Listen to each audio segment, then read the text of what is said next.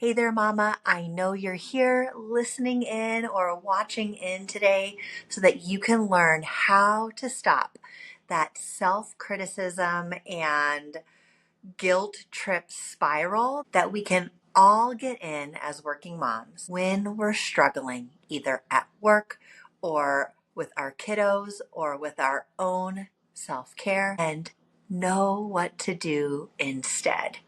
I can't wait to share with you my 3-step method to stop the spiral. So first, let's take a big picture look. Let's zoom out. What do we mean by when we're struggling? As a working mom, there are so many opportunities to embrace the struggle, and every day is different. Someday we're struggling with one aspect of our lives, and then maybe for another week or two, we're not struggling there. And then, just like the waves, they constantly come. Even after they've left, they'll come again.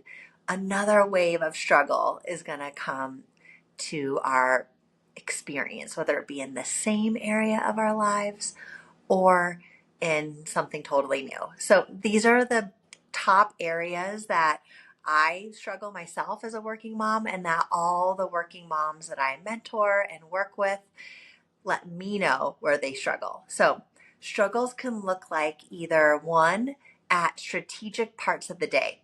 So whether that be morning time, getting kids to school or daycare time, or kind of a right when you get to work, having a hard time arriving and settling, or maybe that afternoon slump where your productivity tanks and your energy wanes, or maybe it's that kind of after pickup time, either knowing what to do to settle yourself and be totally present with your kids, or carting your kids all around to their after school activities, or maybe it's the dinner time, homework time / play time that really starts to help you feel really taxed and overwhelmed.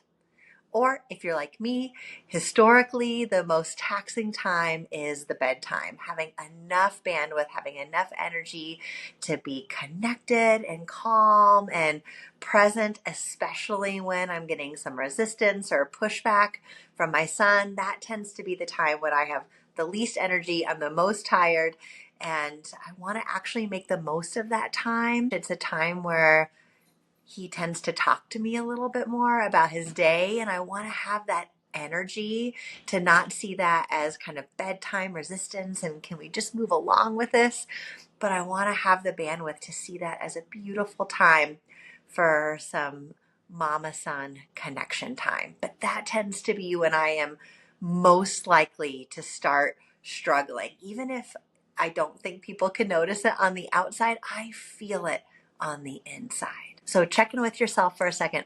Historically, and maybe it's a little bit different every day, but what tends to be the time of day or the transitional part of your day where when you're not your best, it contains the most struggle for you? And as I talk with moms, usually when they're struggling and they snap, check out, are a little more reactive, yell, don't ask all the questions they would want to, don't show all the playfulness or engagement that they would want to, whatever it is that that struggle looks like for you in any given moment. Most moms that I talk to feel a high level of remorse or guilt or anxiety or self-criticism when they know that they haven't shown up to that tricky time in the way that they would most want to. And I am on a mission today to help you move out of that kind of stuck,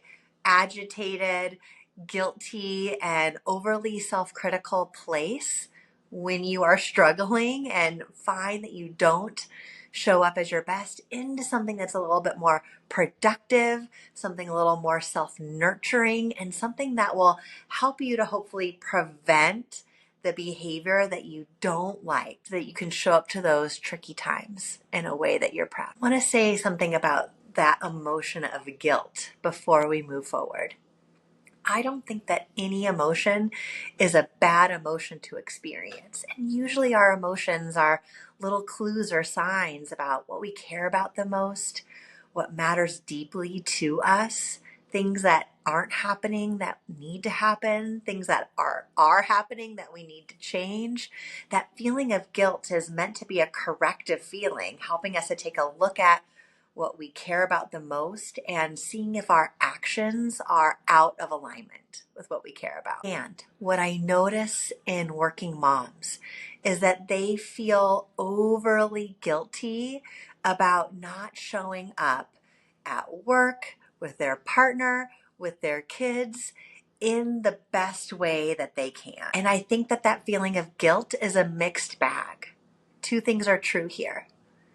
On one hand, it's pretty healthy to feel a sense of guilt if we just know that we were reactive, not our best selves, a little scratchy, a little pricklier, a little less engaged than we would like to be. That guilt is letting you know, wait, not that you're a bad person for showing up that way, which is where self-criticism can hook us, but more, something is happening for me prior to that moment that is making it unable for me to show up in the way that I most want. What that guilt is asking you to do is take a look at what's been happening before that time so that you can show up a little more evenly, a little more connected, a little more patient, rather than going down the path of self-criticism, which would say there's something wrong with you, get it together, you're ruining everything. You might as well just go zone out, tune out because you don't know what else to do. Or you might as well berate yourself and really go over your shortcomings and make these grand commitments to do it differently, but without actually having a strategic plan about how to help yourself. So back to that mixed bag, guilt is letting you know that something might need to change.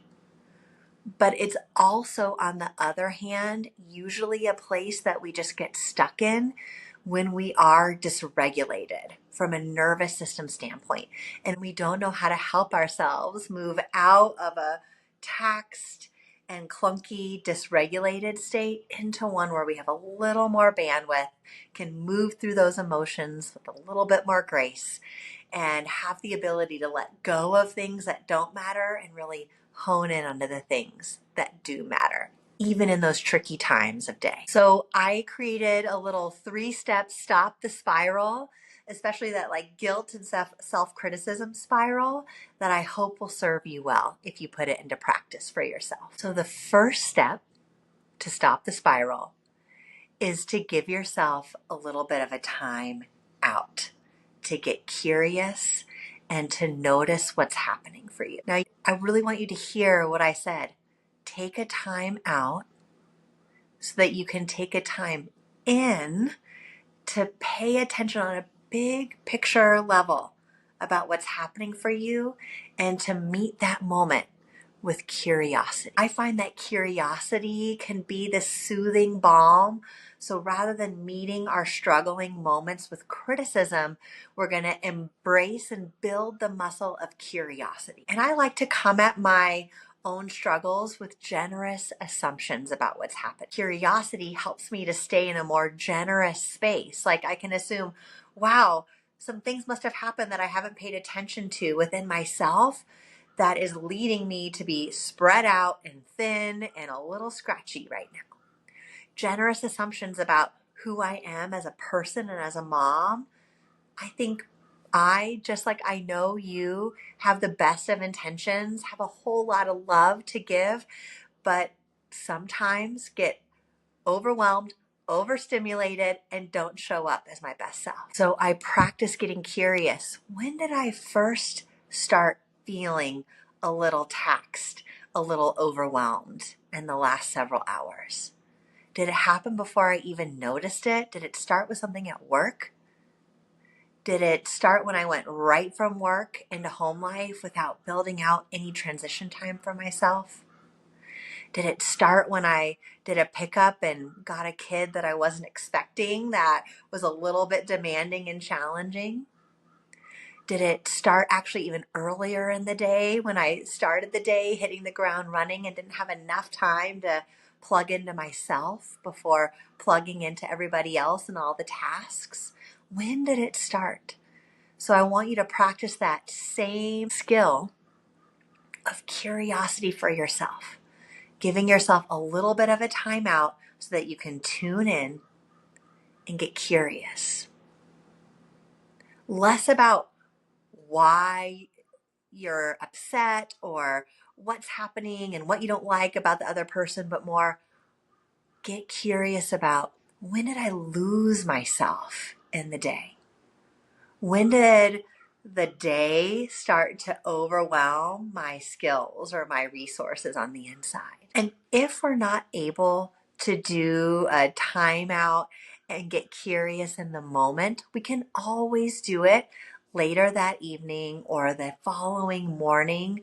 Build out a little bit of time to get reflective and get curious about where we started losing our inner resources to meet that high demand time. The second step in the stop the spiral method is to bring self-compassion to the table. So as you're getting curious and you're noticing where things started to go awry, what might have contributed to you not arriving into that tricky moment as your most resource self, or just knowing that those moments are tricky and you don't quite know what your approach is going to be to get through them, we want to bring the antidote to self-criticism, which speaks to isolation. We're the only ones that struggle. There's something really wrong with us. Self-criticism speaks to being so unkind and unforgiving and unreasonable with ourselves compared to what we would show our best friend, maybe struggling with the same thing. And self-criticism doesn't really employ that skill of mindfulness, just like noticing and allowing that there are going to be difficult parts of the day, difficult days, difficult moments, that we don't have to assign meaning about ourselves to that we can just expect and name that this is a difficult moment. And self-compassion helps us to do all of those things. Self-compassion is actually a skill. It's a muscle that we need to build.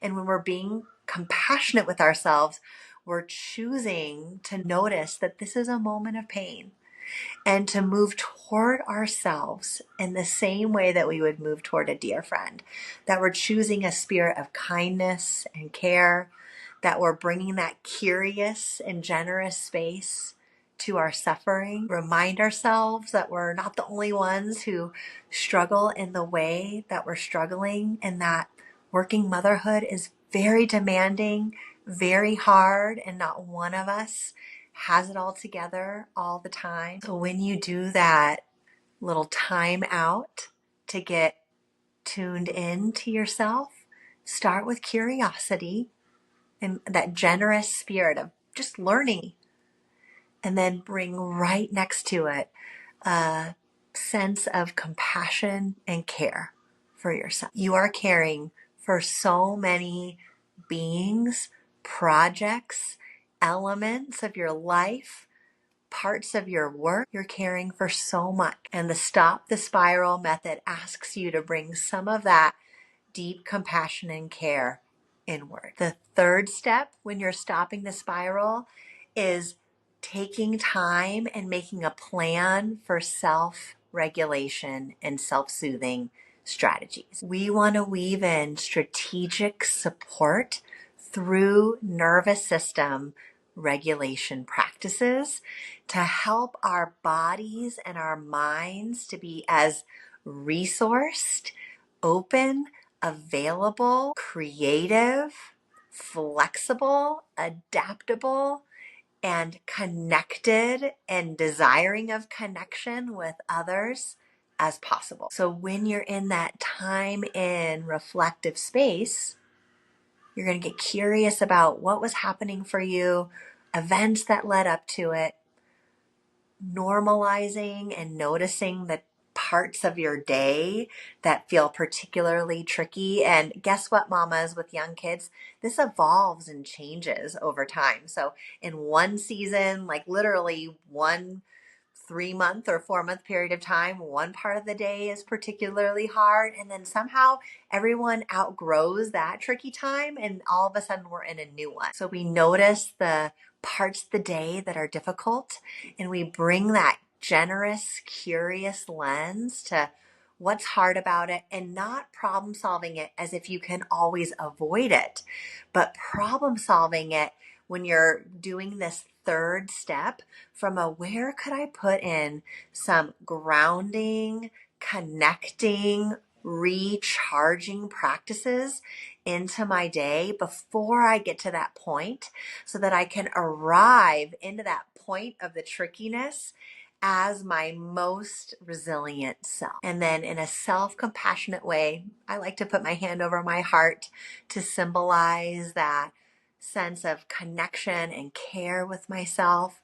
We practice speaking to ourselves in self-compassionate ways and make plans to add micro moments of connection and soothing and care to ourselves. Typically in the next day is when we're planning for this. And of course, we can do some soothing and grounding techniques after we have some of those tricky times too. Now, my guess is you're wanting to know, okay, well, can I learn more about my nervous system? How do I understand these fluctuations in energy and in mood and fluctuations in the way that my brain is working? And how can I really support myself to show up to this full on and full hearted, is how I like to call it, season of life with my kiddos? Full on and full hearted season of life, trying to do work in the world in a way that feels meaningful to me. And what are these practices that I can weave into my day? Because as a working mom myself, I know how limited your time is. I know how frustrating it can be to see well-meaning advice that asks you to carve out time for yourself that you just can't seem to get to. So I hope you'll take a look at the Calm Kit. It has so many wonderful tools. It's an amazing resource, if I do say so myself. I use the resource myself on the daily. And if you want a little taste of it, you can try out my Get Calm 10-minute non-sleep deep rest nervous system practice. I'll make sure it's linked below wherever you're listening or watching this. So before you leave me today, I want you to refresh your mind. What are the 3 steps? The first is to step into the spirit of curiosity. The second is to embrace yourself with self-compassion. And the third is to start some strategic planning for how you can integrate a little bit more self-regulation into the next day before you even get to that tricky part in your schedule. So check in with yourself for a second, mama. Which of those 3 do you think is most important for you today? Which one of them might you accidentally not be employing in those difficult moments? And it's okay if you're like, all 3, Cara, I'm not doing any of it. That's why I love this mama mentoring role I get to be in here at Luminary Life Kits. It takes one to know one, and there's nothing like learning from people who have walked the journey before you. And then maybe pop into your notes or write a quick little sticky note. Stop the spiral. 1, curiosity. 2, self-compassion. 3, strategic self-regulation. Write it down somewhere so you'll remember it, so you can look at it. And remember, it's practice makes progress, not practice makes perfect. So I learn as much from when I'm not using my own skills as I do when I am using my own tools and skills. Thank you so much for listening, and I can't wait to connect with you again soon.